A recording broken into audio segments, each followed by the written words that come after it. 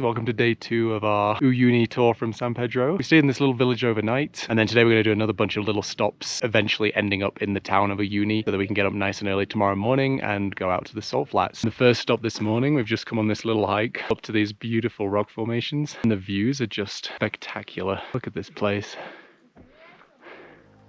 So cool. After soaking up the stunning views from the top of the rocky outcrop, we made a quick unscheduled stop to watch some grazing llamas backdropped by snow-capped mountains in the distance, and then arrived at the crazy rock formations of Italia Perdita. These rocky outcrops have some very interesting shapes, from rocks that look like hearts to large natural arches. We could explore the canyons on the ground and climb up onto the formations themselves from some great views out over the surrounding area. Then it was back in the Jeep a short way until we reached the rim of the Alota Canyon, where we could walk out onto a promontory to get some dizzying views down into the bottom of the canyon. From here, we could also see the sprawling quinoa fields that serve as such a staple part of the people's diets and livelihoods in this part of the world. We then descended into the small and somewhat deserted feeling town of Villa Alota, where we stopped at a local house for lunch. This was probably the best meal we had on the entire tour though, and we left feeling very satisfied. Finally, the dirt tracks gave way to a newly paved tarmac road, which we would follow all the way to Uyuni. Along the way, we stopped in the colorful town of San Cristobal, where we could wander around the pretty church and local markets, as well as admire some of the cool street art on display. Then we traveled along the nice, smooth tarmac road until we reached the outskirts of Uyuni and our final stop of the day. We're here at the train cemetery just outside of Uyuni, which is a really crazy place. It's just this graveyard of train carriages and locomotion engines. You can sort of like climb up on top of all of the